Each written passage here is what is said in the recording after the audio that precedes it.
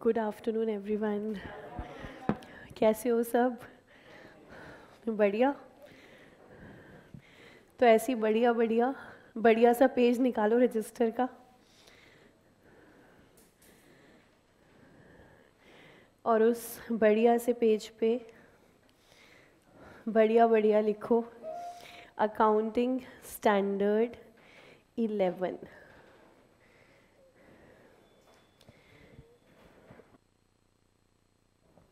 Accounting standard 11। हम तो branch कर रहे थे।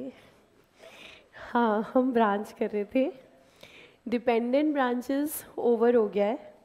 अब हमें करना है independent branch and foreign branch. तो आज हम सीखेंगे फॉरेन ब्रांच, लेकिन जो अकाउंटिंग हम सीखेंगे फॉरेन ब्रांच की वो सारी मेंशन्ड है AS 11 में। तो पहले हम AS 11 थोड़ा सीखेंगे, फिर हम ब्रांच पर वापस आएंगे। AS 11 सबसे पहले तो हम शॉर्ट में लिखते हैं पूरा AS हमें क्या अकाउंटिंग सिखाएगा। तो it is divided into 3 parts.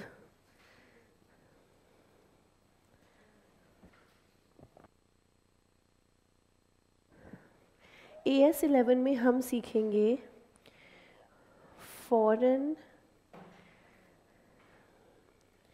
Currency transactions,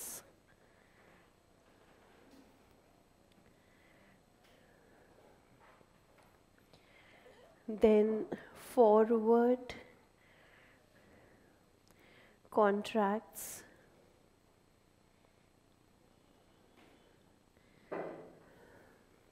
and foreign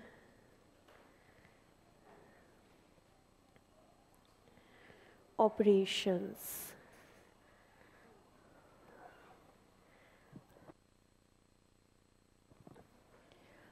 foreign operations को फर्दर 2 पार्ट्स में क्लासिफाई करेंगे।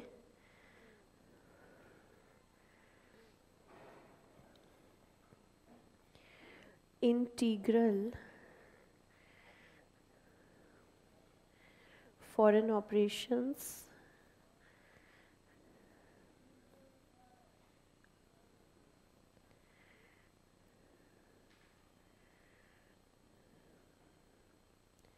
and non-integral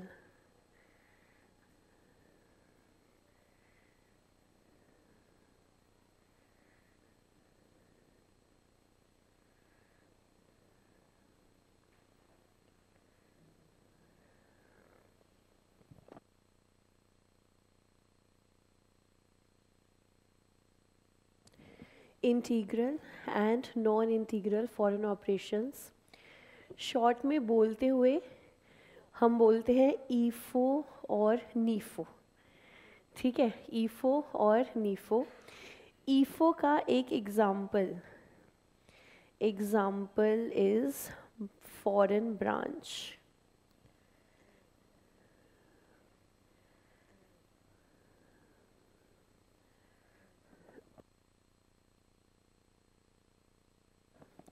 तो ये कनेक्टिविटी है दोनों चैप्टर्स में। ब्रांच में हमें पढ़ना है फॉरेन ब्रांच, और foreign branch is a kind of integral foreign operation.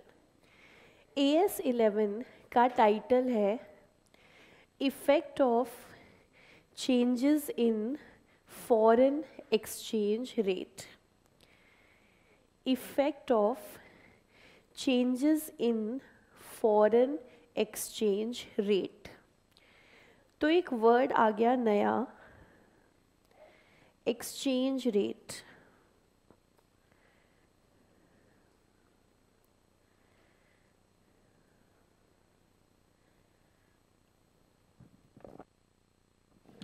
Exchange rate मतलब जिस प्राइस पर आप कुछ एक्सचेंज करते हो। आप मार्केट जाते हो शॉपिंग करने, आपने एक ड्रेस बाय की सपोज़ 5000 रुपीज़ की, तो हमने कहा ड्रेस का जो रेट है वो 5000। सिंपली आपने पैसे दिए, ड्रेस आपने ले ली। यहाँ पर हम जो एक्सचेंज रेट को रेफ़र कर रहे हैं that is the rate between two currencies. तो एक्सचेंज रेट मतलब rate of exchange between two currencies. Currency मतलब क्या, ये तो हम समझते हैं। इंडियन करेंसी रूपी, इंडियन करेंसी इज़ रूपी। और हमें कौन कौन सी करेंसी पता है? डॉलर। तो डॉलर इज़ कहाँ की करेंसी? यूएस की। और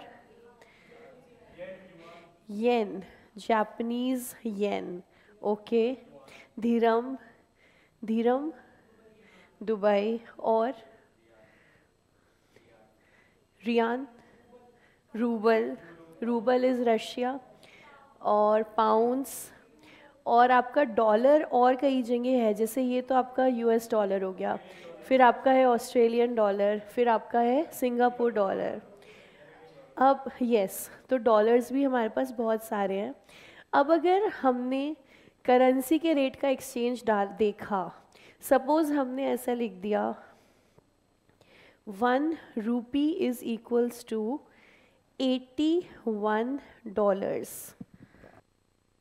अगर मैंने ये लिख दिया कि क्वेश्चन कि 1 रूपी इज़ इक्वल्स टू 81 डॉलर, इसका मतलब this is the exchange rate of rupees and dollar. आपस में अगर करेंसी बदलनी है तो रेट चाहिए 1 रूपी इज़ इक्वल्स टू 81 डॉलर। हमें ये रेट चाहिए क्यों भाई? हम तो इंडियन करेंसी के साथ खुश हैं, हमें क्यों चाहिए? आप लोगों को कभी कभी यूएस डॉलर्स की ज़रूरत पड़ी है? पड़ी है? कब किया है आपने? इंपोर्ट एक्सपोर्ट किया है? बिजनेस है घर में? हाँ ओके, तो आपने इंपोर्ट किया कि एक्सपोर्ट? इंपोर्ट किया। कहाँ से? चाइना से आपने इंपोर्ट किया, जर्मनी से भी किया। अच्छा, ट्रांजैक्शन वैल्यू क्या थी अंदाज़ा?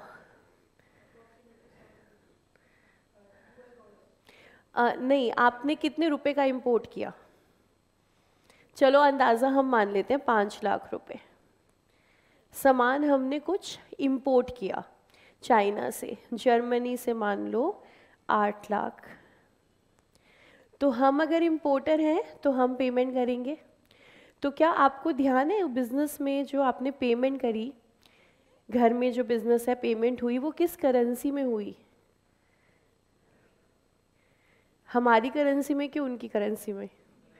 उनकी करेंसी में। देखो अब क्या हो रहा है, जनरली तो हमें इस एक्सचेंज रेट की ज़रूरत नहीं है, लेकिन अगर आप इंपोर्टर हैं या एक्सपोर्टर हैं, मतलब आपका काम इन्वॉल्व करता है फॉरेन करेंसी से,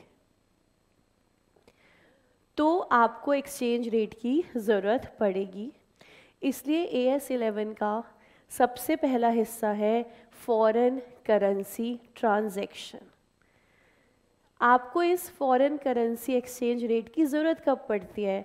जब आप एक ट्रांजैक्शन करते हो जो फॉरेन करेंसी में होती है।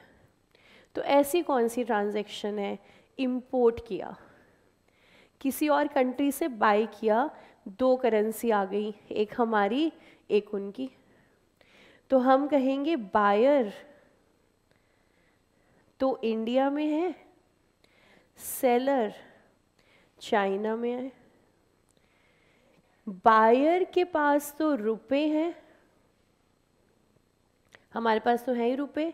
सेलर कह रहा है मैं रुपए में पेमेंट नहीं लूँगा, मुझे तो चाइना की करेंसी में दो। तो कौन डिसाइड करेगा कौन सी करेंसी में पेमेंट होगी? जिसकी पोजीशन स्ट्रॉन्ग होगी, जिसकी पोजीशन स्ट्रॉन्ग होगी। करंटली हमसे स्ट्रॉन्ग पोजीशन बहुत सारी कंट्रीज़ की है। तो क्योंकि उनकी पोजीशन स्ट्रॉन्ग है तो हमें उनकी करेंसी में पेमेंट करना पड़ता है। तो हमारे पास रुपए हैं, हमने इंपोर्ट किया, सपोज पेमेंट है $5000, हमने इंपोर्ट किया और हमें उनको कितनी पेमेंट करनी है, $5000।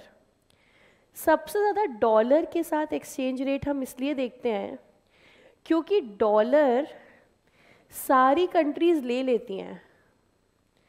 अगर आपको हमारे पास पाउंड नहीं है डॉलर लोगे, बोलेंगे हाँ। हमारे पास रूबल नहीं है डॉलर लोगे, बोलेंगे हाँ, क्योंकि यूएस ने अपनी पोजीशन इतनी स्ट्रॉन्ग रखी हुई है कि सारी इकोनॉमीज़ डॉलर एक्सेप्ट करती हैं। तो आप न्यूज़ में जब भी देखते हैं कन्वर्जन रेट, तो बात हमेशा किसकी होती है, डॉलर की। करेंसी तो और भी बहुत हैं, लेकिन न्यूज़ सिर्फ डॉलर की है क्योंकि सबसे ज़्यादा पोजीशन स्ट्रॉन्ग यूएसए की है और सारी वर्ल्ड की इकोनॉमीज़ डॉलर एक्सेप्ट करती हैं। तो मान लीजिए हमने जिससे सामान इंपोर्ट किया, उन्होंने कहा पेमेंट है $5000। अब हमारे पास तो क्या है, रुपए, पेमेंट करनी है डॉलर में, तो रुपए को कन्वर्ट कराना पड़ेगा किस में, डॉलर में। तो सिस्टम ये है, हम रुपए देंगे और हमें डॉलर मिलेंगे। अब ये कन्वर्जन कौन करेगा, बैंक या फिर आरबीआई ऑथोराइज्ड एजेंट्स। तो इंडिया में ऐसा नहीं होगा कि कोई भी डॉलर रख के अपने पास बैठ सकता है, not possible. Foreign currency India में कितनी है उसकी पूरी न्यूज़ डिटेल्स गवर्नमेंट के पास रहेंगी। तो फॉरेन करेंसी या तो आरबीआई के पास है या आरबीआई के थ्रू ऑथोराइज्ड बैंक्स और एजेंट्स के पास है। आप बैंक में गए, आपने कहा मुझे $5000 चाहिए, बताओ इसके बदले कितने रुपए देने पड़ेंगे। मुझे $5000 आप दे दो, बताओ इसके बदले कितने रुपए दूं। तो बैंक देखेगा एक्सचेंज रेट। तो अगर हमें $5000 चाहिए और रेट चल रहा है $1.81, तो हमें कितने रुपए देने पड़ेंगे, हम कैसे निकालें। 5000 डिवाइडेड बाय 81 और कुछ, या 5000 इंटू में 81।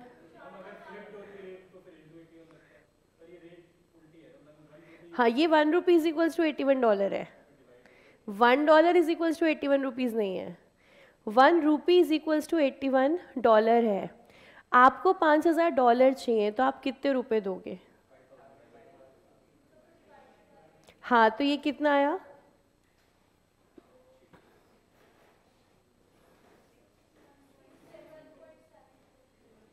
तो 61.72 रुपीज़ दे के डॉलर मिल जाएंगे 5000।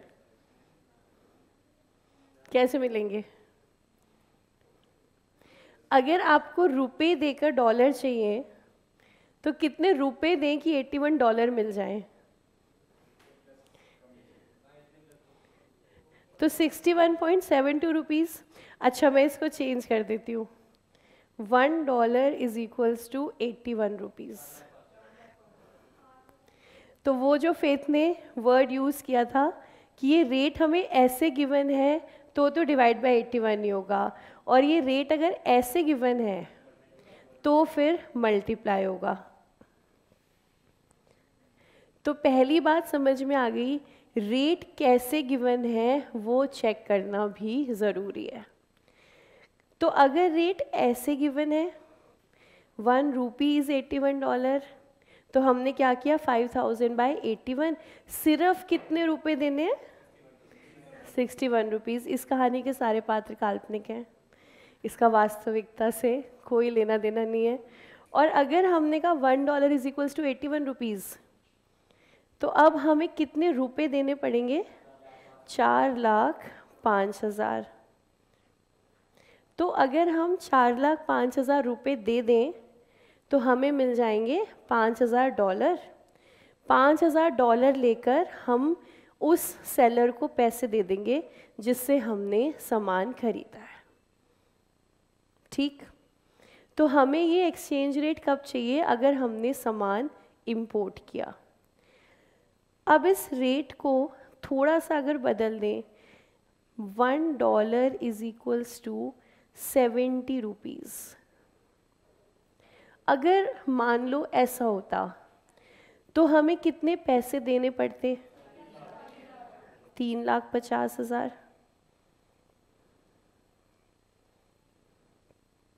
और हमें मिल जाते $5,000। इस रेट को और बदल दें, $1 इज इक्वल्स टू 90 रुपीज़। अगर ऐसा होता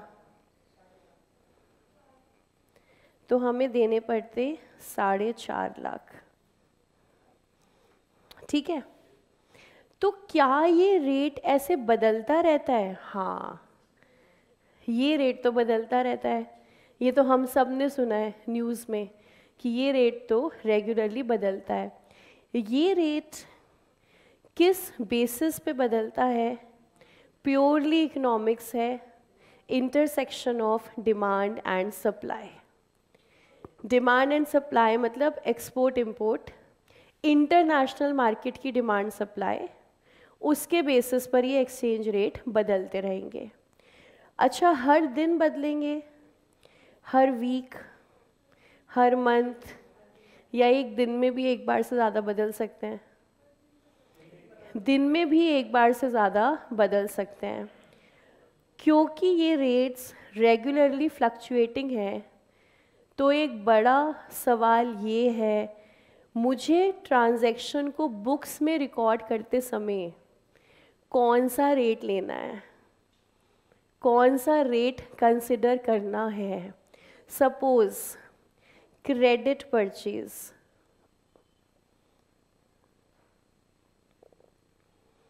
क्रेडिट परचेज मतलब इंपोर्ट हो गया, सामान इंपोर्ट किया हमने क्रेडिट पर।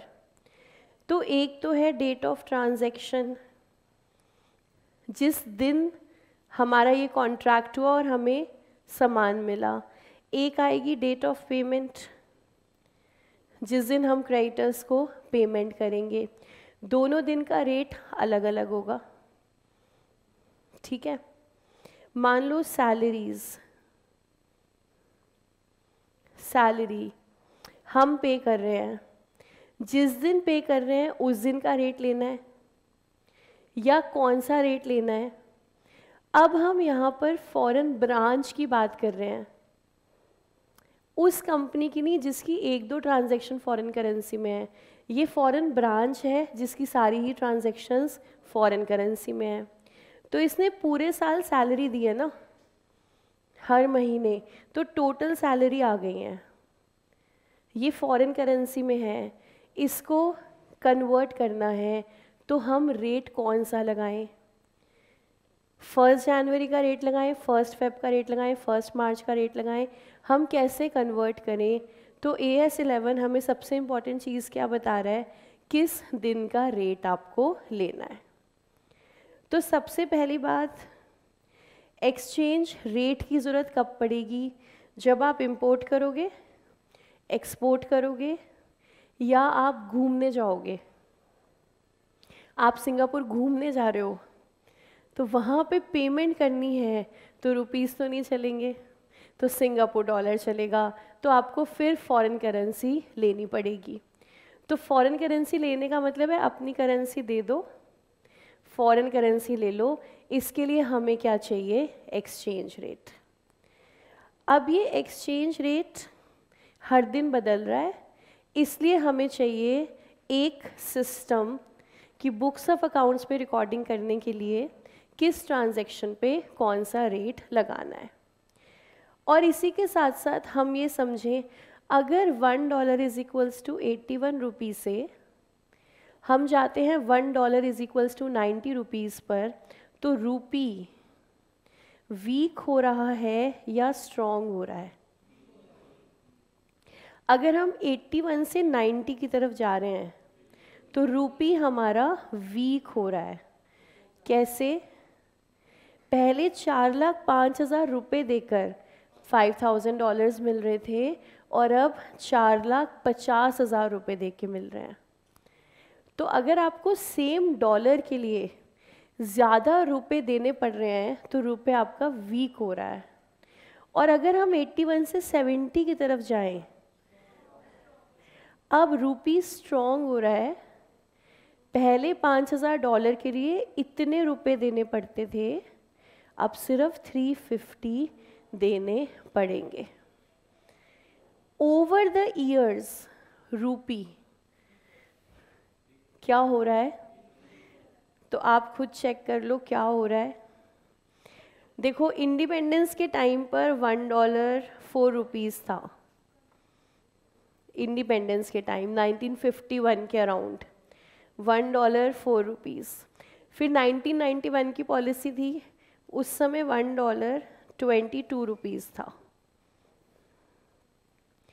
फिर हम 2001 की बात करें, 10 साल बाद, $1 वॉज अराउंड 44 या 46 के अराउंड था।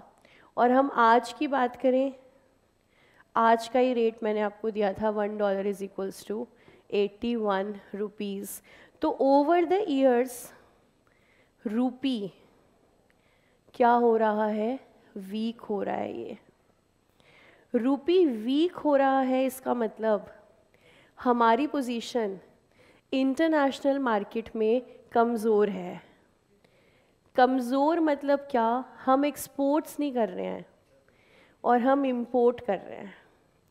तो अगर आप एक्सपोर्ट नहीं करोगे, इंपोर्ट करोगे, तो आपकी करेंसी वीक होती जाएगी। तो फाइनेंस मिनिस्टर के लिए ये एक इम्पॉर्टेंट क्वेश्चन है कि रूपी जो है हमारा वीक हो रहा है।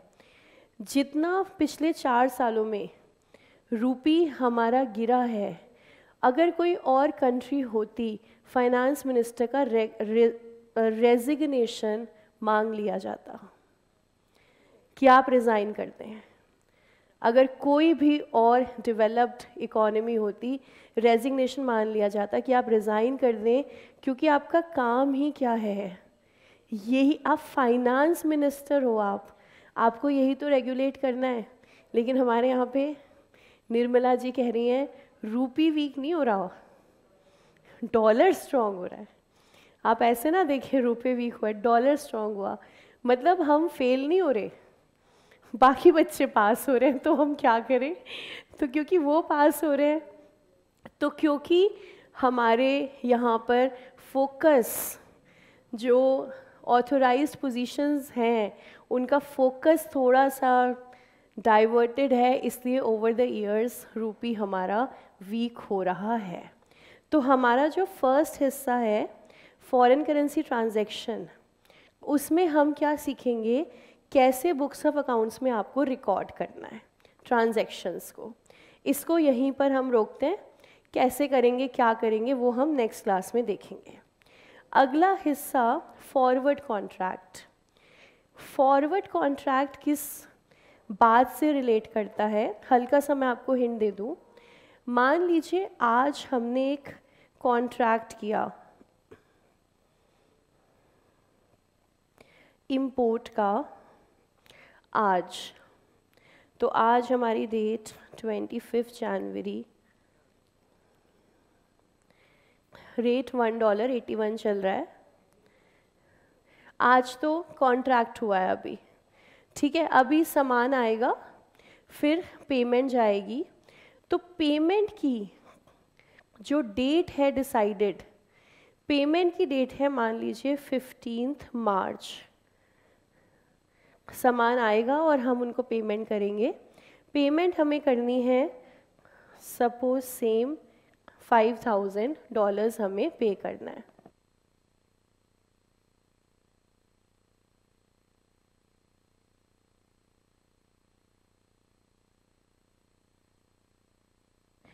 अब क्योंकि ये रेट तो रेगुलरली बदल रहा है, चेंज हो रहा है, तो मैं इसे कन्वर्ट अब कब कराऊं? आज कॉन्ट्रैक्ट हो चुका है, पता भी है पेमेंट करनी है 15 मार्च को, तो इसको आज ही कन्वर्ट करा लें, वेट करें एक्सचेंज रेट फ्लक्चुएट होने का? क्योंकि मेरे पास अभी तो समय है, पेमेंट मुझे कब करनी है? 15 मार्च को। अब माइंड में ये इम्पोर्टर एक अंदाज़ा लगाएगा कि 15 मार्च को कन्वर्जन रेट क्या होगा। जिस दिन मुझे डॉलर चाहिए उस दिन कन्वर्जन का रेट क्या होगा। मान लो इसका अंदाज़ा आता है कन्वर्जन रेट 83 होगा, इसका अंदाज़ा है न्यूज़ के बेसिस पे, इवेंट्स के बेसिस पर इसको लगता है 83 होगा। तो 83 होने में इसका नुकसान है कि फ़ायदा है? इसका नुकसान है अगर ये 83 होता है तो। और कोई मार्केट के अंदर है, वो भी अपना अंदाज़ा लगा रहा है, उसको लग रहा है $1.80 हो जाएगा, फ़ायदा हो जाएगा। इन दो लोगों को लॉ ने मिलवा दिया। मार्केट में एक ऑप्शन अवेलेबल है फॉरवर्ड कॉन्ट्रैक्ट्स का, मतलब आप आज 25 जनवरी को कॉन्ट्रैक्ट कर लो आरबीआई ऑथोराइज्ड डीलर्स के साथ कि हम आपके पास 15 मार्च को करेंसी लेकर के आएंगे 15 मार्च को, और हम चाह रहे हैं वो कन्वर्ट हो जाए आज के रेट पे, $1.81 पे। हम क्यों ये कॉन्ट्रैक्ट करना चाह रहे हैं? हमें लग रहा है रेट होगा 83, तो हम कह रहे हैं आप आज कॉन्ट्रैक्ट कर लो 81 पे। और सामने वाला क्यों कॉन्ट्रैक्ट करेगा? उसको लग रहा है रेट होगा 80, तो उसको लग रहा है 81 में करने में मेरा फ़ायदा है, ये कॉन्ट्रैक्ट मैं कर लेता हूँ। इस कॉन्ट्रैक्ट को क्या बोल रहे हैं? Forward contract. अब जिस दिन ये कॉन्ट्रैक्ट मटीरियलाइज होगा 15 मार्च, या तो आपको प्रॉफिट होगा या लॉस। उसकी अकाउंटिंग कैसे होगी बुक्स ऑफ अकाउंट्स में, ये हम सीखेंगे फॉरवर्ड कॉन्ट्रैक्ट के अंडर। और अब अगला फॉरेन ऑपरेशंस। फॉरेन ऑपरेशंस एक तो है इंटीग्रल, एक है नॉन इंटीग्रल। इंटीग्रल मतलब अपना हिस्सा, नॉन इंटीग्रल सामान हमारा है इनके पास लेकिन ये हमारा हिस्सा नहीं है। नॉन इंटीग्रल की डेफिनेशन जो AS 11 ने दी है, ध्यान से सुनना। That foreign operation which is not integral is non integral foreign operation. तो एक है ईफो और एक है नीफो, क्वेश्चन में हमेशा मेंशन्ड होगा। ये जो फॉरेन ऑपरेशंस हैं ये डिपेंडेंट होते हैं या इंडिपेंडेंट? ब्रांच की बात करें हम, फॉरेन ब्रांच डिपेंडेंट कि इंडिपेंडेंट? ऑलवेज इंडिपेंडेंट, क्योंकि हम उनकी बुक्स ऑफ अकाउंट्स नहीं बना सकते, वो दूसरी कंट्री में है, उनकी अपनी अकाउंटिंग है, उसके हिसाब से बुक्स ऑफ अकाउंट्स बनेंगे।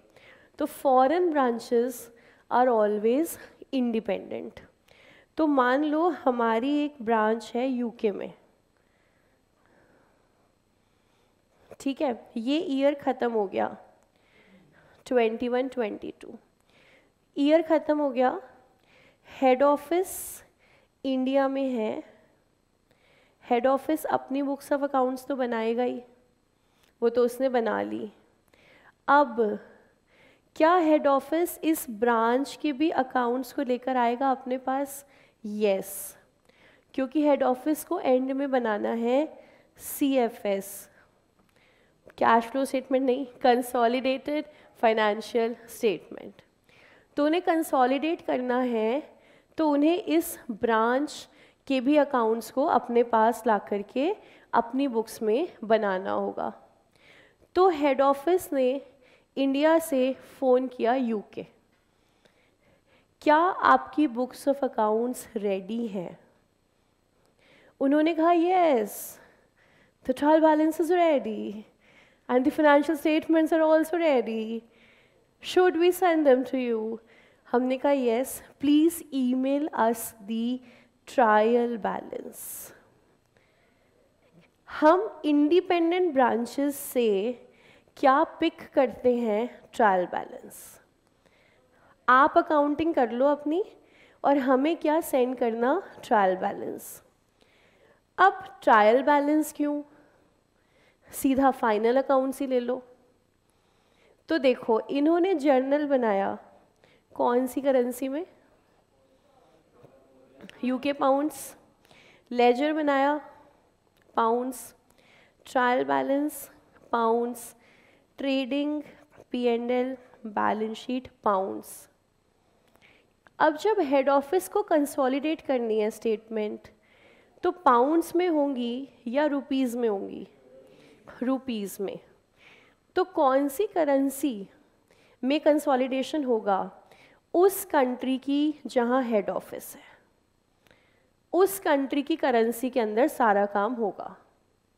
अगर मैं इसको रिवर्स कर दूं, ब्रांच इंडिया में, हेड ऑफिस यूके में, तो कंसोलिडेशन होगा पाउंड्स के अंदर.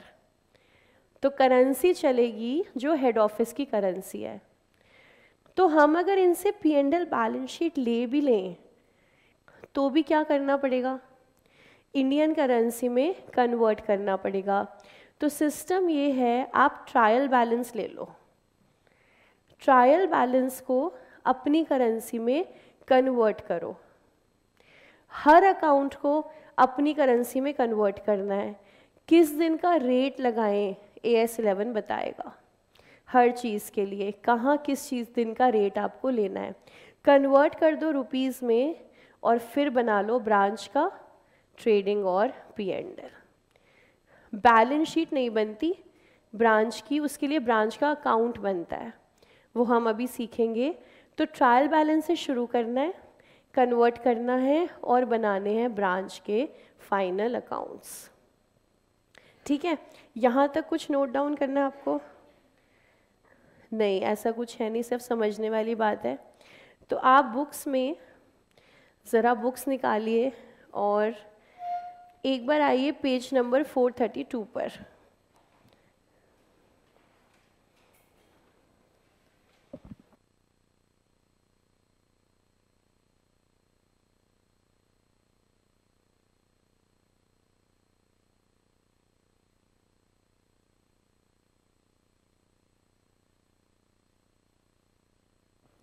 Question number 5.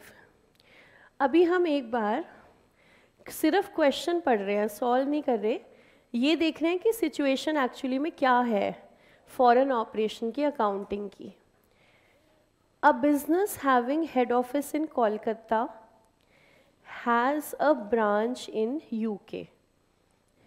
Following is the trial balance of head office and branch.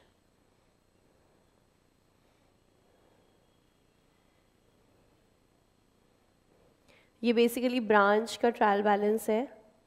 Following is the trial balance of branch. हमारा हेड ऑफिस है कोलकाता में, ब्रांच हमारी है UK में. हमने उनसे क्या पिक कर लिया? Trial balance. UK ब्रांच का ट्रायल बैलेंस हमारे पास आ गया. अब हम देख रहे हैं ट्रायल बैलेंस कहाँ से देख रहे हैं? कोलकाता से.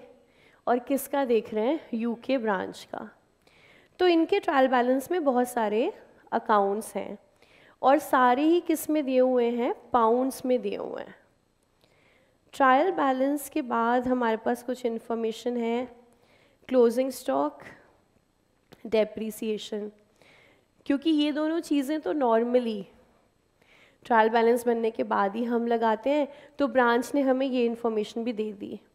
अब हमें क्या करना है? ट्रायल बैलेंस को कन्वर्ट करना है इंडियन रुपीज़ में, और उसके लिए हमारे पास कुछ एक्सचेंज रेट के ऑप्शन हैं.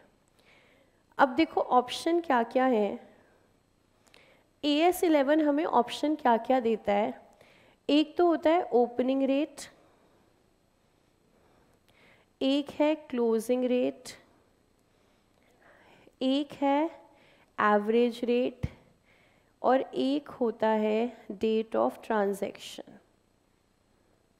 अभी लिखवाऊंगी मैं आपको ये क्या क्या ऑप्शन क्या है हमारे पास। देखो, सबसे पहले तो डेट ऑफ ट्रांजैक्शन, जिस दिन ट्रांजैक्शन हुई उस दिन का रेट ले लो। ओपनिंग रेट मतलब 1 अप्रैल का या 1 जनवरी का रेट, ईयर के फर्स्ट डे का। तो क्लोजिंग रेट मतलब ईयर के एंड का। Average rate opening plus closing divided by 2। अब आप एक अंदाज़ा लगाओ, मशीनरी आपके हिसाब से किस दिन के रेट पे कन्वर्ट करें? Purchase, okay, opening, okay. चलिए डेटर्स, एवरेज और क्लोजिंग और okay. Opening stock, opening. Goods receive from head office, जो ट्रांजैक्शन, देखो जो ट्रांजैक्शन एचओ के साथ किया ना हमने, तो सिस्टम ये होता है इंडिपेंडेंस के केस में हेड ऑफिस की बुक्स में ब्रांच का अकाउंट है, ब्रांच की बुक्स में हेड ऑफिस का अकाउंट है। क्योंकि अब हम इंडिपेंडेंटली अकाउंटिंग कर रहे हैं, तो हम जब हेड ऑफिस से सामान लेते हैं तो जैसे परचेज टू क्रेडिटर होता है, हम परचेज टू हेड ऑफिस करते हैं कि हमने वहाँ से सामान लिया, तो हमारी बुक्स में हेड ऑफिस का अकाउंट बन रहा होता है, हेड ऑफिस की बुक्स में ब्रांच का अकाउंट बन रहा होता है। तो जो ऐसे अमाउंट आते हैं ना, हेड ऑफिस से सामान आया 6100 पाउंड, तो उसके लिए हम कहते हैं हेड ऑफिस तुम खुद अपनी बुक्स देख लो ना, ब्रांच को कितने रुपए का भेजा था, क्योंकि तुमने रुपए लिख रखे होंगे ना, तुमने 4,02,000 रुपये का भेजा है, तो उन्होंने रिकॉर्ड किया है 6100 पाउंड।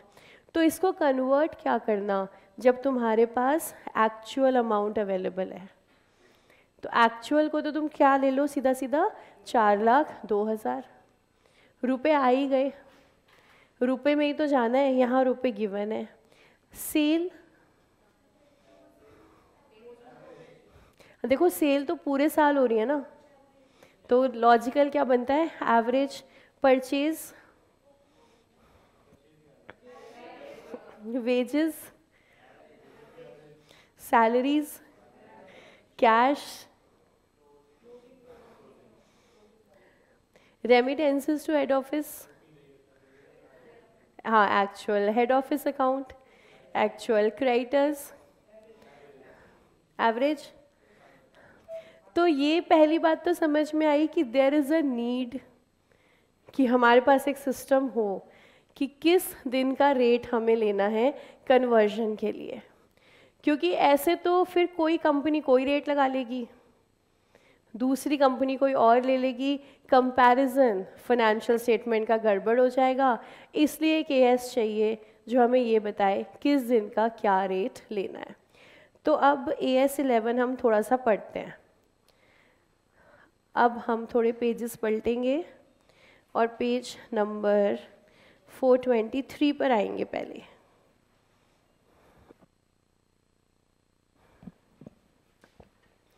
423 पर पहले आप कुछ डेफिनेशन एक बार रीड आउट करो। Average rate, closing rate, exchange difference, exchange rate, foreign currency, foreign operation and integral and non integral. इतनी ये आपको समझ आ जाएंगी, शायद एक्सचेंज डिफरेंस ना आए, बाकी समझ आ जाएंगी आपको।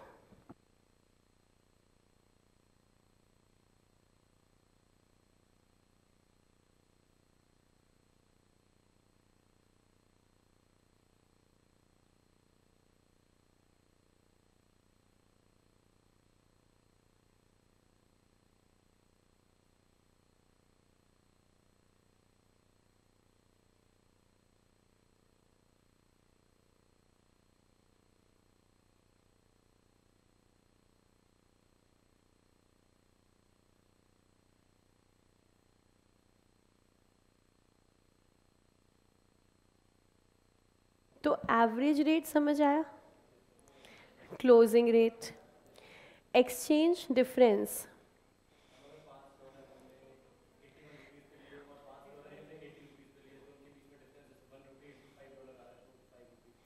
यस जैसे आपने देखा है नॉर्मली भी जब हम ट्रायल बैलेंस बनाते हैं तो डिफरेंस कभी कभी आ जाता है, उसको हम कहाँ डालते हैं, सस्पेंस अकाउंट में। अब ये जो हम ट्रायल बैलेंस कन्वर्ट करेंगे ना, ये टैली नहीं होगा, क्योंकि ये तो टैली होकर आया था फॉरेन करेंसी में, हमने उसको कन्वर्ट कर दिया। अब कन्वर्ट किया अलग अलग रेट से, तो ये तो टैली होने वाला ही नहीं है, तो इसमें डिफरेंस हमेशा आएगा। उस डिफरेंस का नाम क्या है, एक्सचेंज डिफरेंस। किस वजह से आया, ये कोई सस्पेंस नहीं है, पता है एक्सचेंज रेट की वजह से आया है, तो इसका नाम है एक्सचेंज डिफरेंस। तो उस डिफरेंस के अमाउंट को कहते हैं एक्सचेंज डिफरेंस। फर्दर ये जनरली P&L में जाता है, लेकिन इसकी एक दो एक्सेप्शंस हैं, जनरली ये जाएगा P&L में। फिर exchange rate clear, foreign currency की डेफिनेशन क्या है, other than reporting currency. Reporting currency क्या है, बिल्कुल लास्ट, करेंसी जिसमें फाइनेंशियल स्टेटमेंट बन रही हैं आपकी। फिर इंटीग्रल फॉरेन ऑपरेशन, जो इंटीग्रल है हिस्सा है हमारा, नॉन इंटीग्रल जो हिस्सा नहीं है। क्लियर इतनी चीज़ें। अब देखो monetary item are money held यानी कि कैश,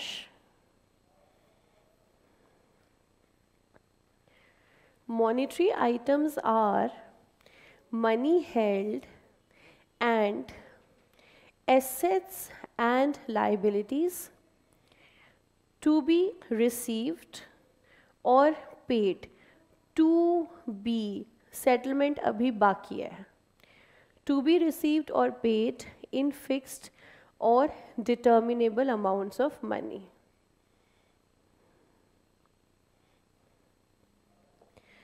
हमारे AS 11 ने एक बाइफर्केशन दी है, शब्द हैं monetary items and non monetary items.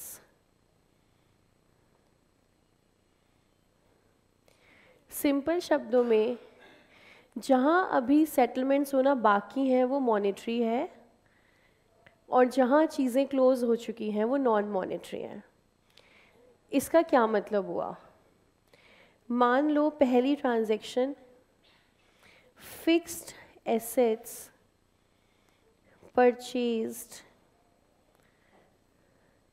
On credit, ठीक है, fixed asset purchased on credit. इसमें कौन से दो अकाउंट आ रहे हैं, फिक्स्ड एसेट और क्रेडिटर्स। फिक्स्ड एसेट में कुछ होना बाकी है कि हो गया, fixed asset done, fixed asset आना था ना, आ गया, फिक्स्ड एसेट की बात हो गई ख़त्म। तो फिक्स्ड एसेट बना नॉन मॉनेटरी आइटम, इसको तो आना था, ये हमारे पास आ गया। क्रेडिटर पेमेंट बाकी है, अभी पेमेंट करेंगे, क्रेडिटर्स हैं मॉनिटरी आइटम्स।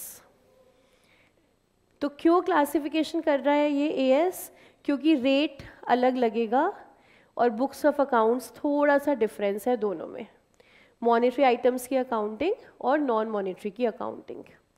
तो मॉनिटरी जहाँ कुछ भी सेटल होना बाकी है, जिसमें सबसे पहले क्लियर कर दिया गया है कैश एंड बैंक, इनको आप कभी सेटल ना माने, इनका अमाउंट लगातार बदलता रहेगा, तो ये हमारी मॉनेटरी आइटम है। Second transaction goods sold on credit, तो यहाँ पे डेटर्स सेल्स, सेल तो हो गई, सेल का तो कुछ नहीं करना, डेटर पैसा आना बाकी है, डेटर्स आपकी monetary. And what do you think about inventory? Goods चले गए या भी जाने हैं? चले गए। इन्वेंट्री वाला सारा काम हो गया, इन्वेंट्री इज नॉन मॉनेटरी। तो जहाँ हो चुकी है आपकी ट्रांजैक्शन क्लोज नॉन मॉनेटरी, जहाँ कुछ बाकी है वो है मॉनेटरी। अगली ट्रांजैक्शन इन्वेस्टमेंट्स परचेज्ड,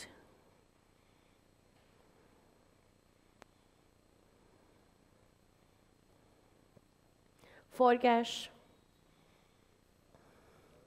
एक इन्वेस्टमेंट अकाउंट, एक cash account. Cash account monetary है, इन्वेस्टमेंट नॉन मॉनेटरी। अब इन्वेस्टमेंट तो कर ली ना हमने, ये तो नहीं हम कहेंगे सेल बाकी है, नहीं, वो तो डिपेंड करेगा हम आगे उसको कब बेचें। इन्वेस्टमेंट की ट्रांजैक्शन कंप्लीट है तो इन्वेस्टमेंट इज़ नॉन मॉनेटरी।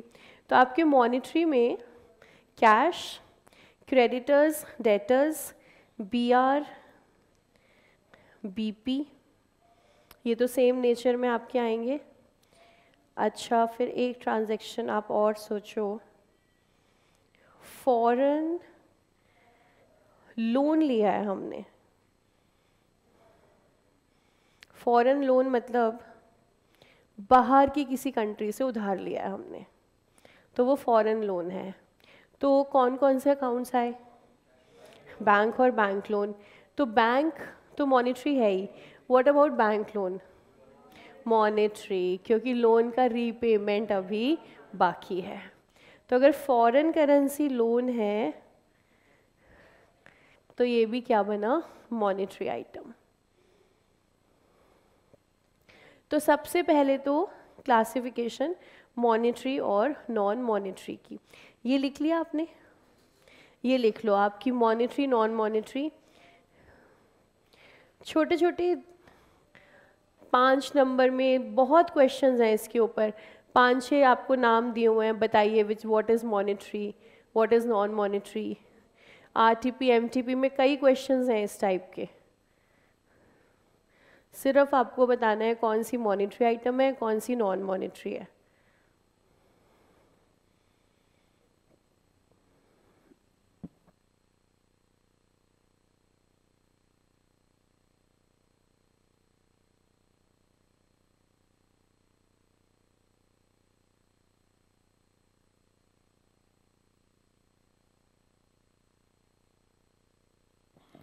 और AS11 कह रहा है डेप्रीसिएशन ऑन फिक्स्ड एसेट।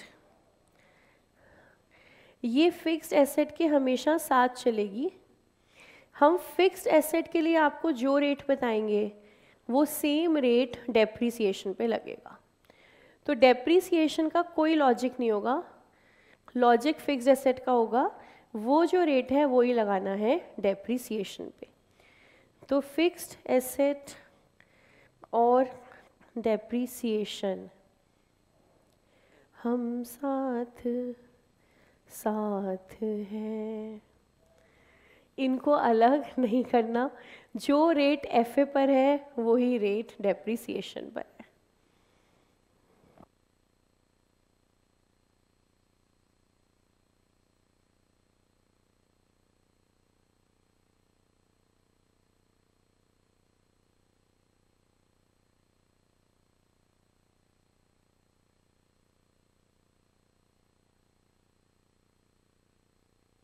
तो उसके बाद next heading conversion of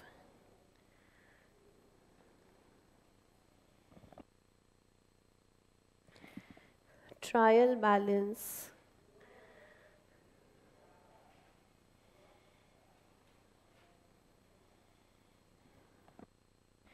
of integral foreign operation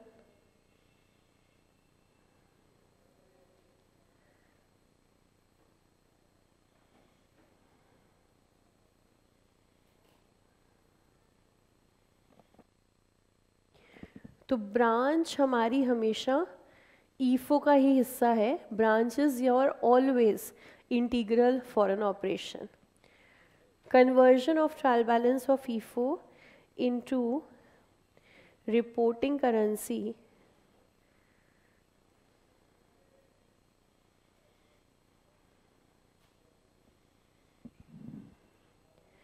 shall be on the following basis.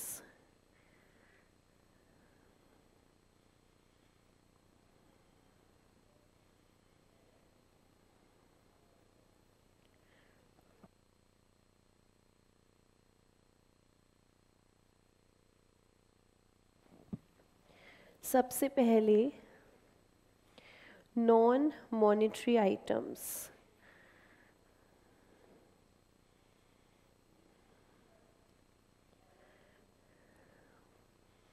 Non monetary items convert होंगी एक्सचेंज रेट ऑफ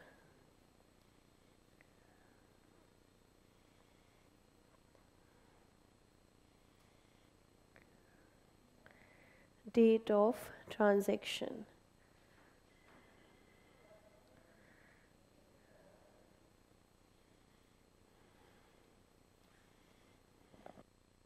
उसके बाद मॉनेटरी आइटम्स.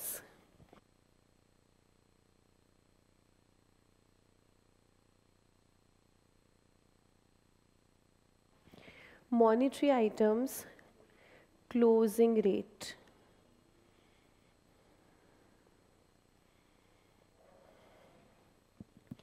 क्योंकि ये अभी सेटल हुई नहीं है, होना बाकी है, इसलिए 31 मार्च के रेट पर. Then opening items. अब आगे सारा लॉजिकल है, इजी टू लर्न है. Opening items opening rate.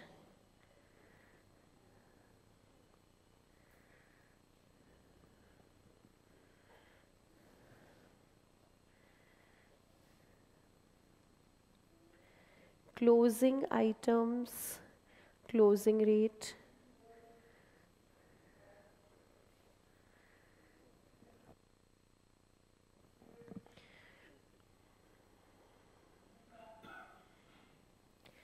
Contingent liability.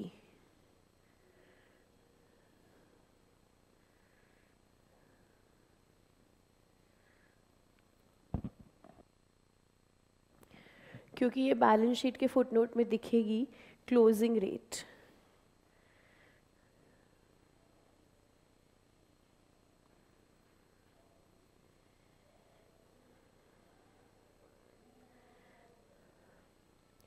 Then items related to head office.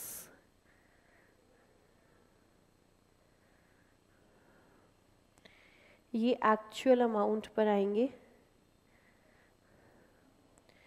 जो हमें मिलेगा हेड ऑफिस की बुक्स ऑफ अकाउंट से.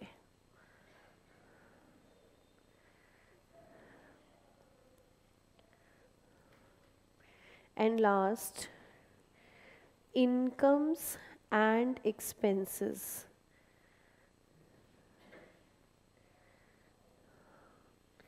P&L वाली सारी इनकम सारे खर्चे average rate.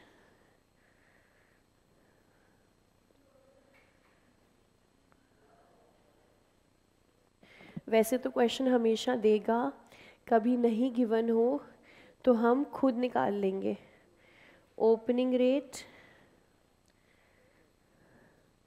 Plus closing rate divided by 2.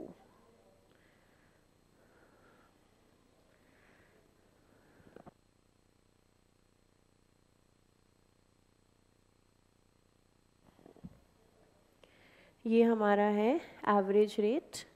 और last line exchange difference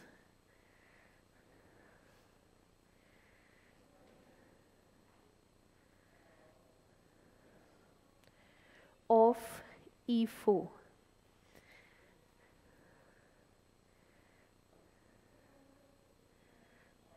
shall be recorded in P&L account.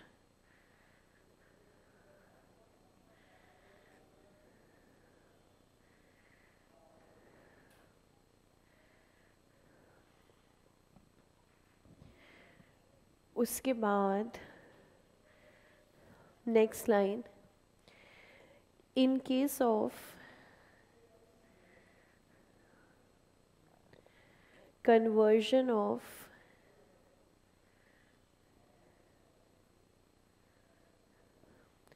trial balance of NIFO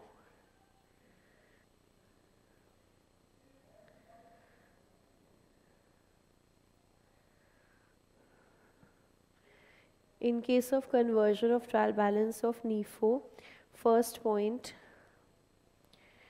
non-monetary items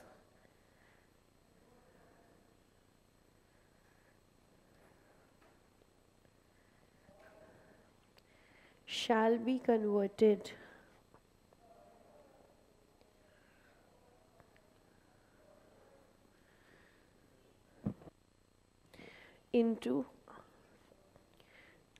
converted at closing rate.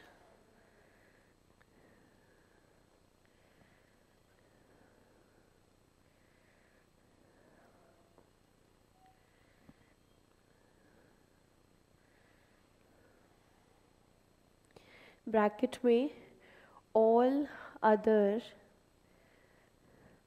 conversion bases are same.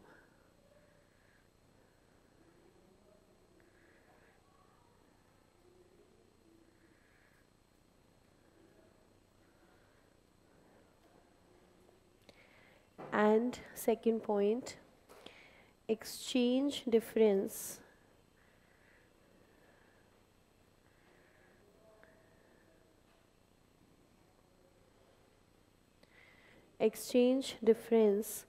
of NIFO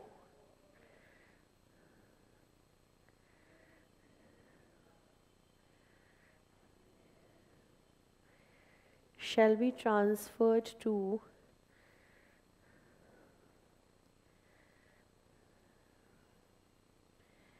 foreign currency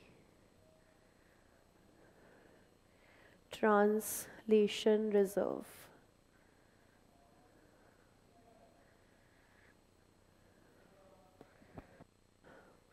तो conversion clear है हमें, और exchange difference अलग अलग system है.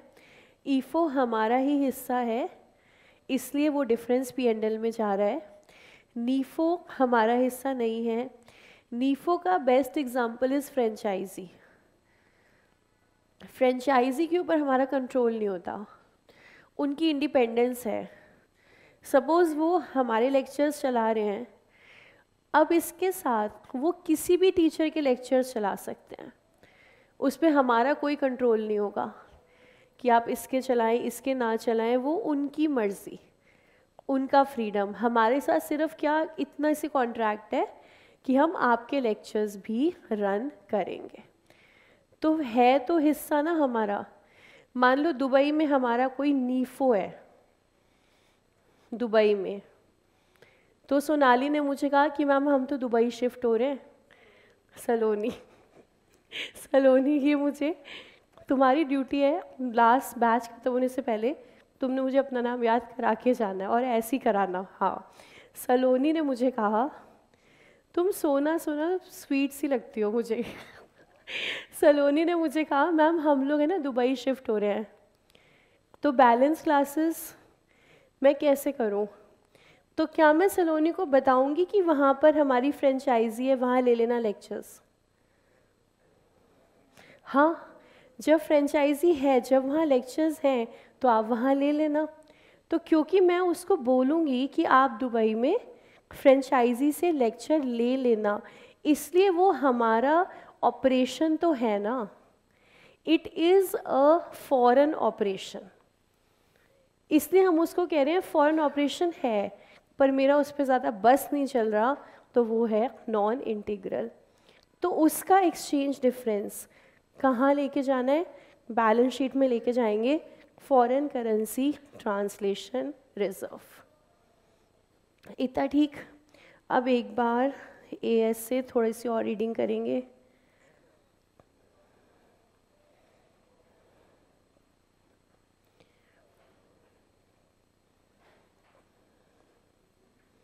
Point number 8 पढ़ो, मतलब है फॉरेन करेंसी ट्रांजैक्शन। ये सारे एग्जांपल्स हैं फॉरेन करेंसी ट्रांजैक्शन के।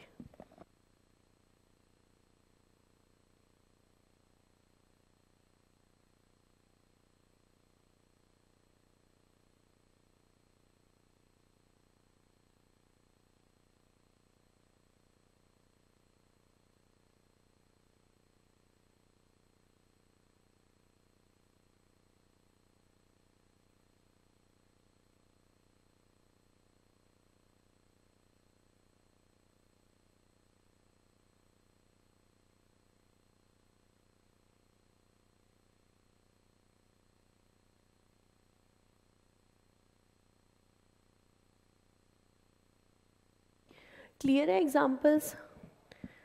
सारी फॉरेन करेंसी ट्रांजैक्शन है जहाँ पे भी आपकी फॉरेन करेंसी इन्वॉल्व है। उसके बाद पॉइंट नंबर 11 और 12, 9, 10 अभी छोड़ दो, 11 और 12 एक बार रीड आउट कर लो आप।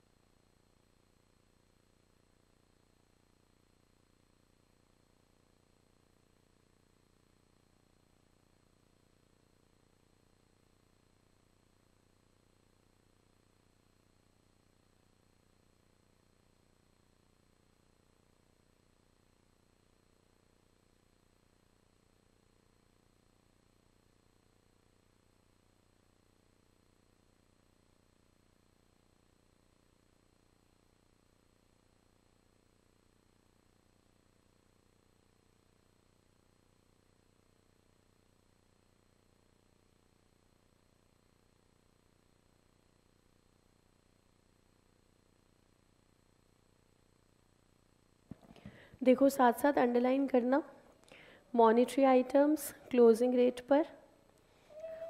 आगे के पैराग्राफ में ये लिखा है क्लोजिंग रेट नहीं पता चल पाया तो हमारे कुछ काम का नहीं है, हमें रेट हमेशा पता होगा। Then second, non monetary items.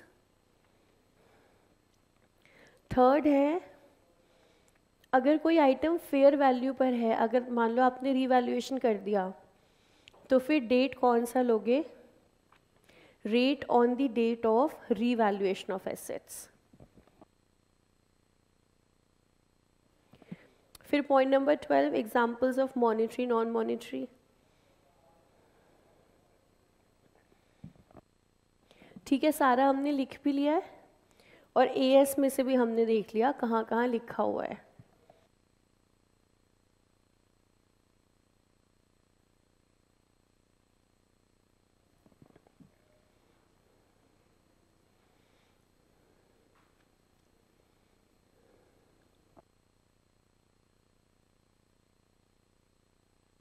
उसके बाद ये लास्ट लाइन,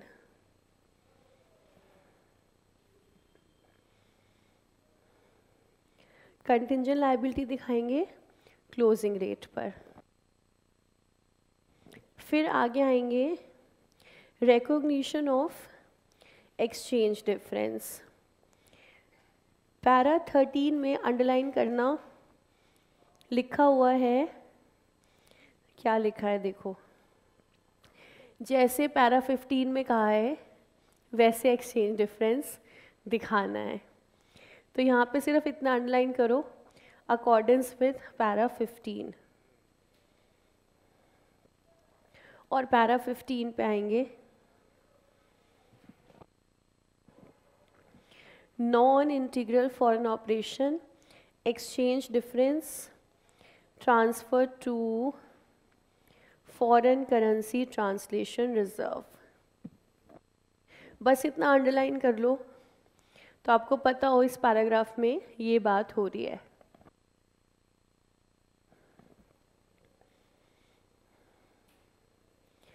उसके बाद classification of foreign operation, integral, non integral. Integral का एग्जाम्पल अंडरलाइन करते चलना ताकि बाकी चीज़ें पढ़ो ही मत, रेलेवेंट अंडरलाइन हम कर रहे हैं। इंटीग्रल का example, foreign operation only sells goods imported from the reporting enterprise, remit the proceeds to the reporting enterprise। तो हमारी जो ब्रांच है वो सिर्फ वही सामान बेचती है जो हम बनाते हैं और सारा पैसा हमें दे देती है, तो ये है इंटीग्रल फॉरेन ऑपरेशन। उसके बाद non integral, it may also enter into transactions in foreign currencies, including transactions in reporting currency। मतलब वो हमारे अलावा भी अपनी ट्रांजैक्शंस कर सकते हैं। फ्रेंचाइजी किसी भी और टीचर का लेक्चर रन कर सकते हैं, वो उनकी मर्जी है। इसके बाद point number 20, indications of non integral foreign operation. कैसे पता चलेगा non integral? Significant degree of autonomy, independence.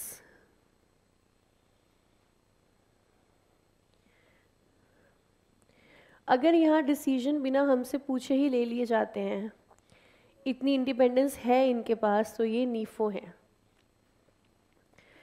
Transactions with reporting enterprise not a high proportion. 100% sale में सीए स्टूडेंट्स तो बस 20% ही हैं, बाकी तो बीकॉम, एलएलबी, बीबीए। तो हमारा कनेक्शन इनके साथ सेल सिर्फ कितने की? 20%। तो जो हमारी ट्रांजैक्शंस का प्रपोर्शन है वो हाई नहीं है, नॉट अ हाई प्रपोर्शन, मतलब लो प्रपोर्शन है। उसके बाद खर्चा खुद उठाते हैं, ये हमसे नहीं मांगते पैसा। ये सबसे बड़ी बात है जो इनको नीफो बनाता है। अपना खर्चा खुद उठाते हैं, खुद बोरो करते हैं, हेड ऑफिस बियर नहीं कर रहा है खर्चे।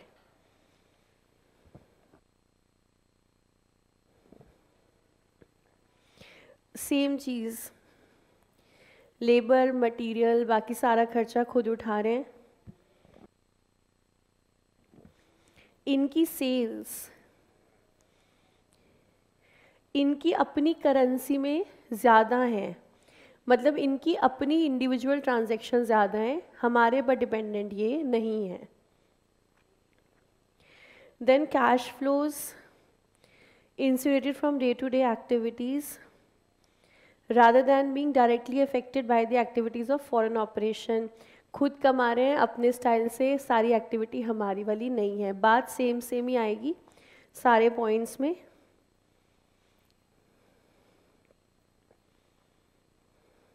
फिर उसके बाद आगे आते हैं इंटीग्रल फॉरेन ऑपरेशंस।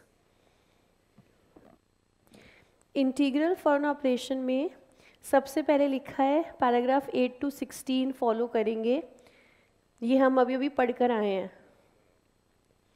8 to 16 याद तो नहीं होगा। 8 में था example of foreign currency transaction, देख लो 8 में आपने वही पढ़ा था। 9, 10 छोड़ दिया था हमने, फिर 11, 12 हम पढ़ चुके हैं, और फिर आगे 13, 14, 15 एक्सचेंज डिफरेंस, 16 था काइंड्स ऑफ फॉरेन ऑपरेशन। तो ये सारा हम फॉलो करेंगे, ठीक है। उसके बाद ईफो और नीफो में main difference non monetary items का आ रहा है, बाकी कन्वर्जन सेम है। तो cost and depreciation of tangible fixed asset is translated using exchange rate at the date of purchase of the asset।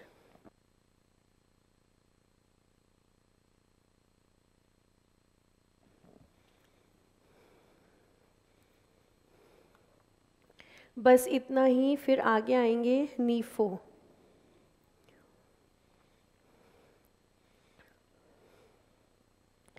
Main मैं अंडरलाइन करा रही हूँ, बाकी आप खाली बैठे हो तो सारा पढ़ सकते हो। नीफो के अंदर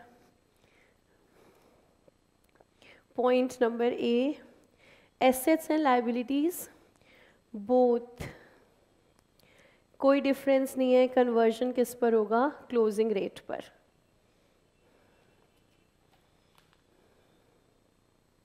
तो ये मॉनेटरी नॉन मॉनेटरी सिर्फ किसके लिए रेलेवेंट है, इंटीग्रल फॉरेन ऑपरेशन के लिए।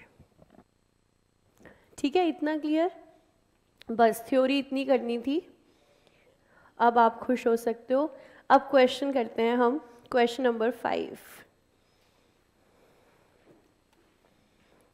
अब समझ लिया है हमने कन्वर्ट करना है ट्रायल बैलेंस, अब ट्रायल बैलेंस को कन्वर्ट करते हैं।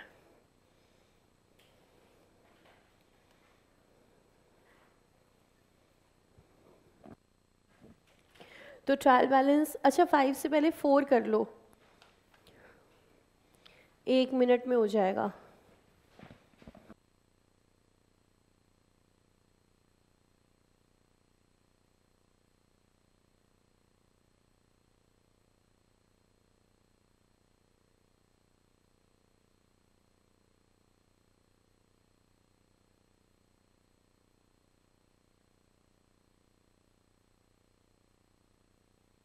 हो गया ना। Inventory non monetary, trade receivable, investment in equity shares non monetary, PPE non monetary. ये तो बात समझ आ गई ना, मॉनेटरी नॉन मॉनेटरी। अब आते हैं क्वेश्चन नंबर 5 पे। ट्रायल बैलेंस कन्वर्ट करना है तो हम बनाते हैं ट्रायल बैलेंस 5 कॉलम्स के साथ।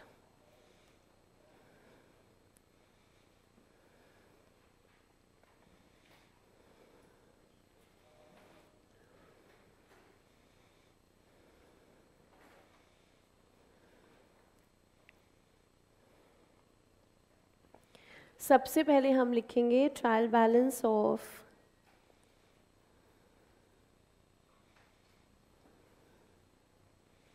हेडिंग इसकी ये है, trial balance of UK branch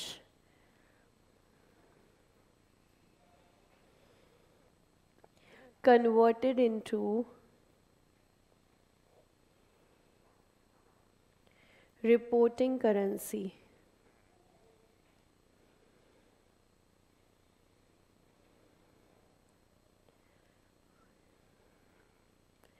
Indian rupee as on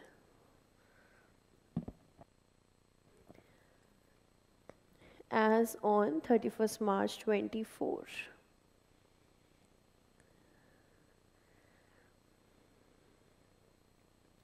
समय से आगे चल रहे हैं हम, तो 31 मार्च 24 को हम इसे कन्वर्ट करेंगे, 5 कॉलम बनाएंगे ट्रायल बैलेंस में।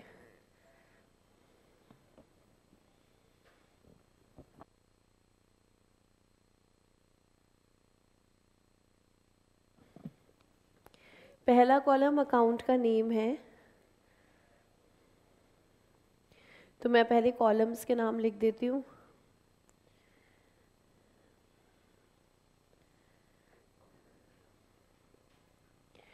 उसके बाद अमाउंट आएगा यूके पाउंड्स के अंदर,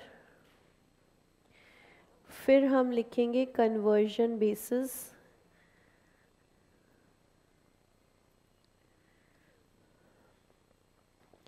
उसके बाद आएगा debit amount rupees, credit amount rupees.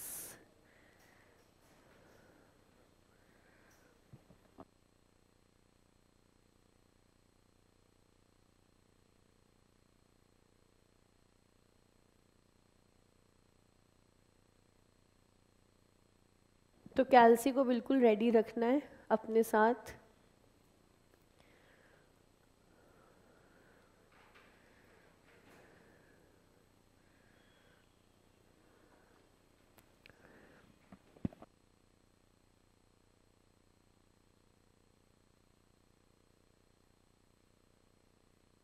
First account है machinery,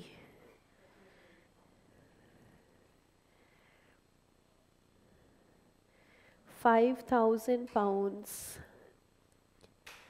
Conversion basis, date of purchase,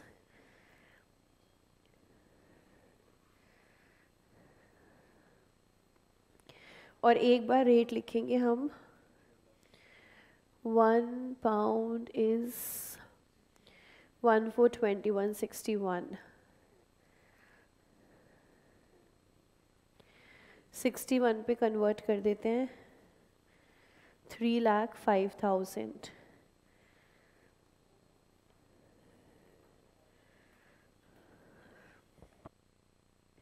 5,000 into 61. Then debtors.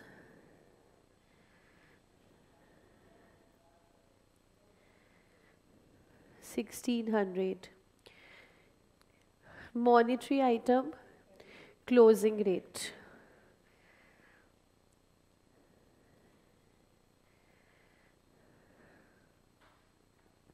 Closing rate एक बार बताएंगे रेट हम.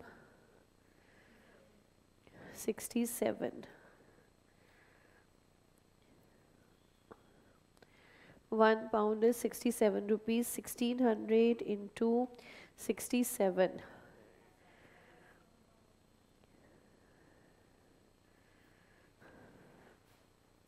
सभी अमाउंट्स को मल्टीप्लाई करते चलना है.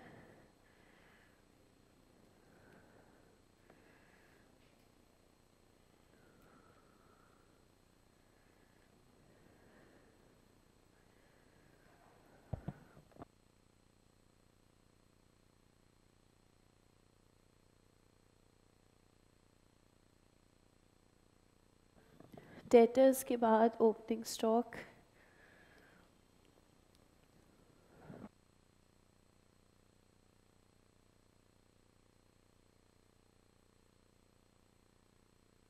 Opening rate 61. हाँ 63.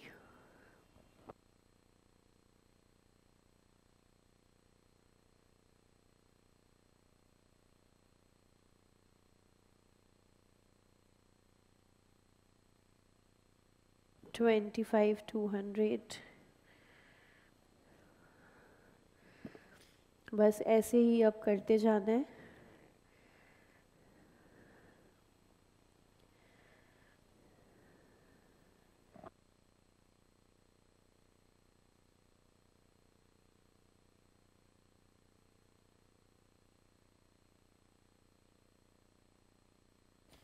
Goods received from head office actual. Bracket में अमाउंट गिवन है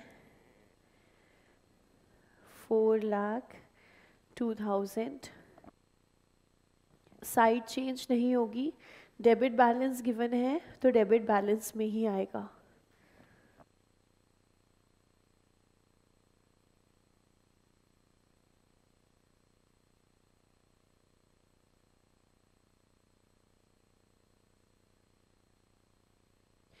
सेल्स 20,000 एवरेज.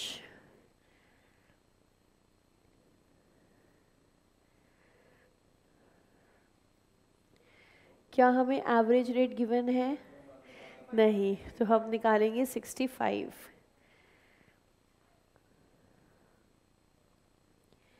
63 प्लस 67 अपॉन में 2.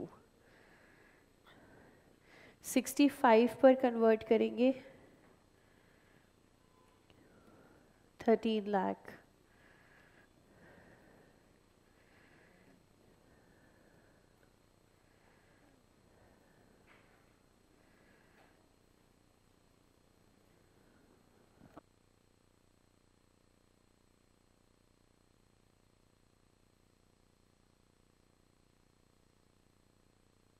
फिर परचेजेस, वेजेस, सैलरीज सब एवरेज रेट पर.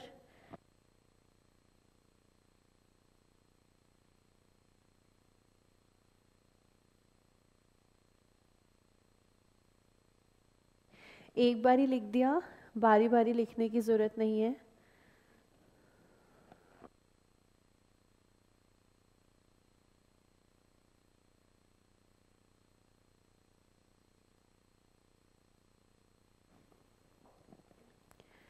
तो परचेजेस 650,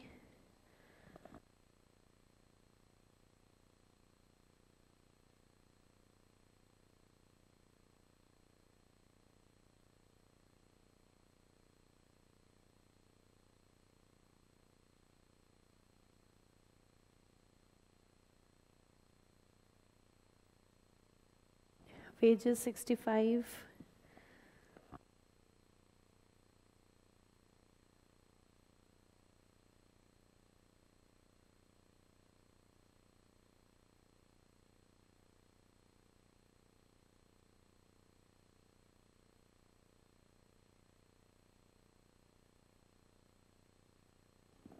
salary 78,000, मल्टीप्लाई करते जाना है अमाउंट इनटू में rate, then cash closing rate.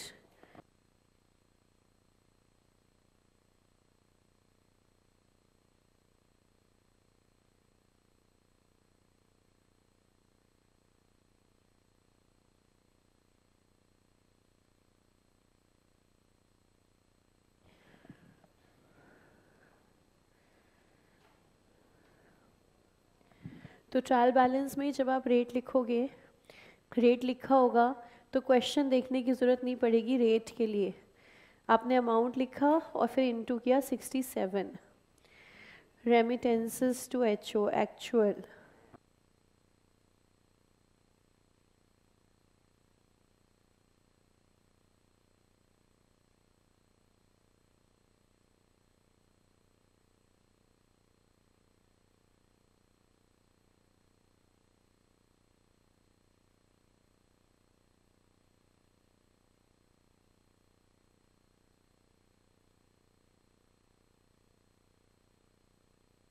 Remittances 191, HO account actual,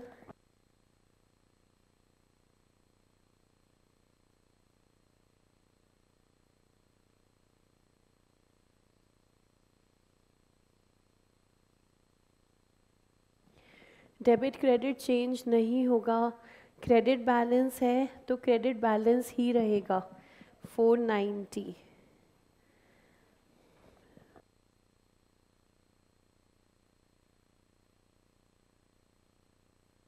last creditors कौन सा रेट, क्लोजिंग।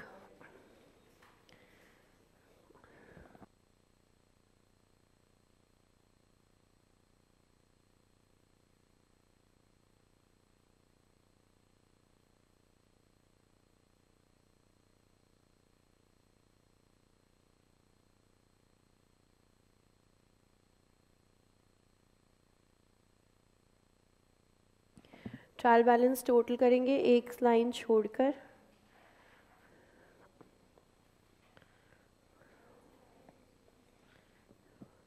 तो पहले देखो हाईएस्ट टोटल लिखना दोनों तरफ, हायर साइड का टोटल आएगा दोनों तरफ,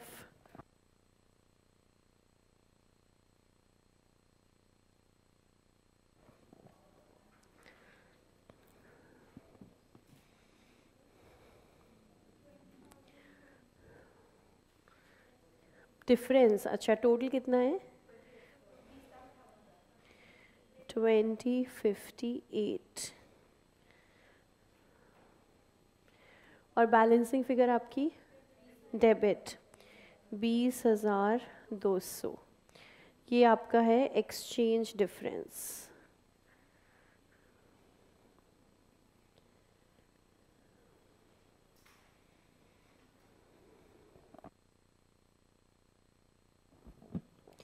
एक्सचेंज डिफरेंस 20,200, ये चला जाएगा P&L में। ये बता सकते हो कौन सी साइड, डेबिट, डेबिट बैलेंस आएगा तो डेबिट साइड, क्रेडिट बैलेंस आएगा तो फिर क्रेडिट साइड। अब हमारे पास जो स्टॉक और डेप्रिसिएशन है वो भी लिखेंगे ट्रायल बैलेंस के बाद। ये ट्रायल बैलेंस क्लोज किया, इसके बाद नेक्स्ट लाइन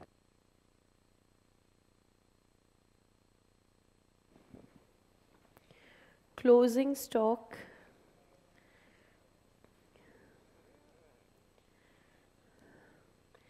£700 हैं, कन्वर्ट कर देते हैं रुपीज़ में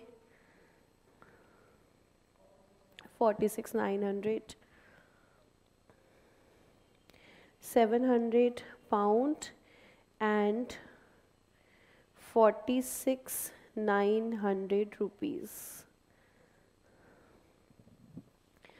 सिंपली हम सिर्फ लिख रहे हैं यहाँ पे बस। उसके बाद डेप्रिसिएशन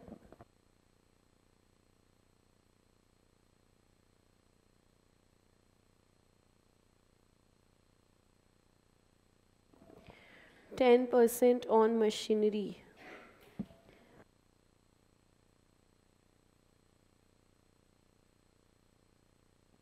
पहले पाउंड्स में कैलकुलेट करेंगे।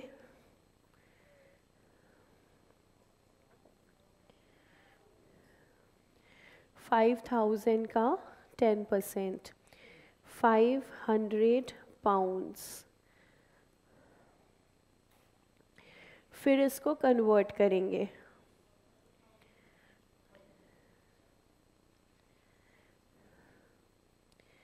रेट हम लगाएंगे फिक्स्ड एसेट वाला, तो फिक्स्ड एसेट 61, सेम रेट यहाँ लगेगा 30,500।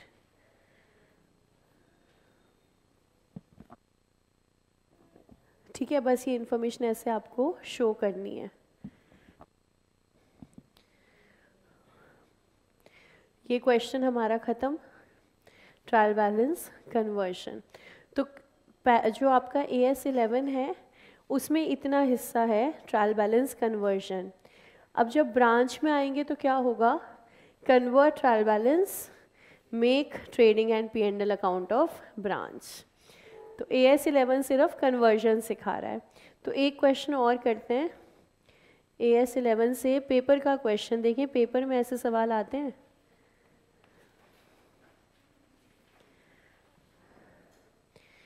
Page number 440।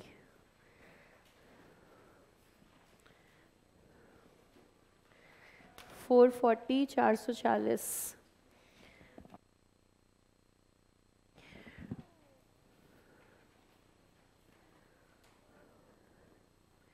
नवंबर 19 का क्वेश्चन है, 5 मार्क्स का, ट्रायल बैलेंस कन्वर्ट करना है।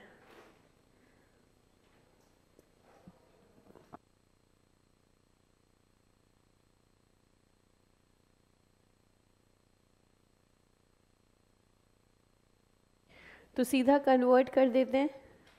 एक बार आप करके देखो, जो सबसे पहले करेगा उसकी चॉकलेट है। रजिस्टर में ही करना है, रजिस्टर में ही सही सही सॉल्व करना है। हो जाएगा ना क्वेश्चन, तो बिल्कुल जैसे अभी हमने कन्वर्ट किया है।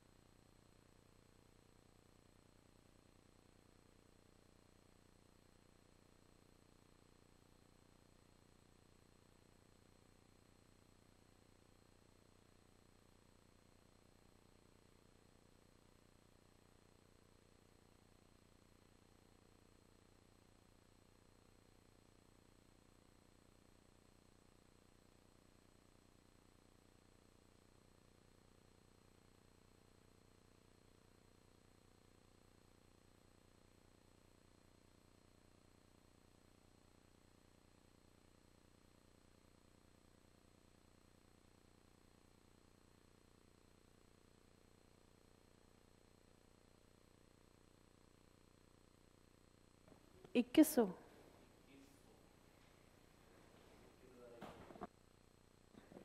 अच्छा 21,100 है। वी क्या नहीं, 21,100 नहीं है। 2100 तो 2100 हुआ।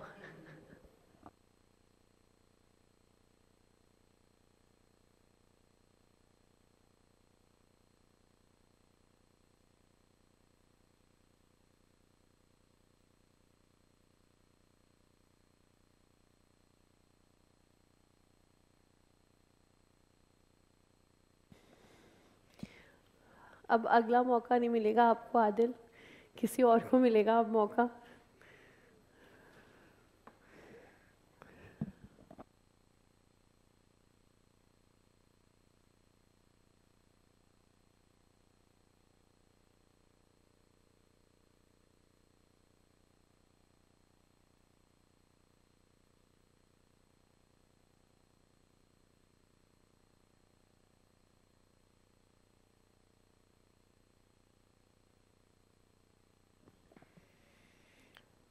सलोनी, सलोनी का भी मौका गया।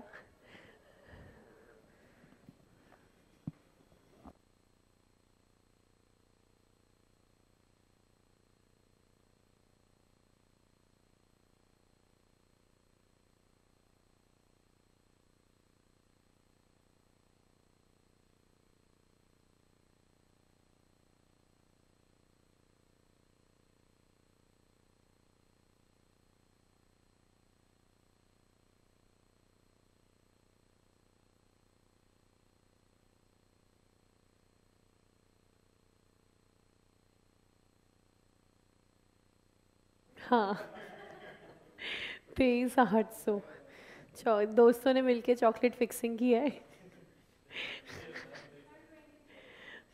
23,800। यहाँ नहीं आना, रजिस्टर में प्रेजेंटेशन होनी चाहिए सही। तो फेथ तो आउट ही हो गया, रजिस्टर में प्रेजेंटेशन चाहिए, रजिस्टर में। तो मन्नत अगर आपकी सही है,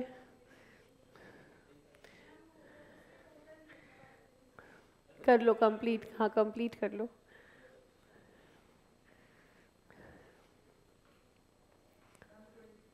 $23,800, यस।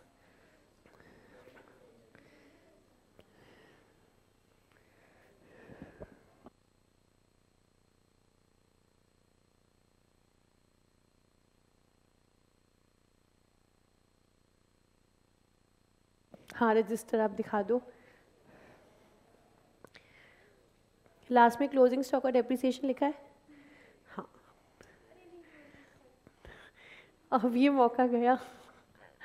नेक्स्ट श्रेयांश, आपको दिखाना है रजिस्टर। हाँ कर लो, पूरा कर लो।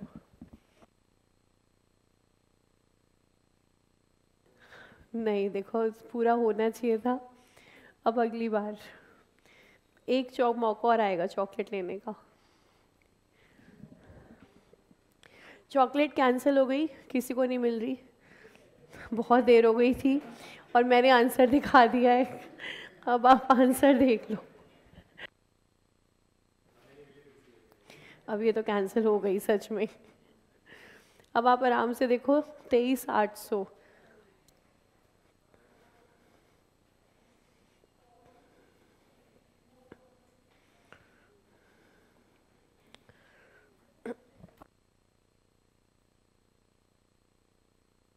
ये बताओ AS11 फॉरवर्ड कॉन्ट्रैक्ट समझ आया था क्या था?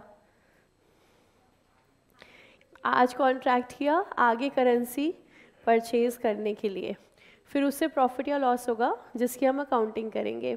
और फॉरेन करेंसी ट्रांजैक्शन समझ आया, जिसमें भी फॉरेन करेंसी इन्वॉल्व हो। तो अब AS11 मान लो इतना सा बचा है बस। अब वो समझ में आ गया तो फटाफट उसकी अकाउंटिंग हो जाएगी, पर वो हम नेक्स्ट क्लास में करेंगे।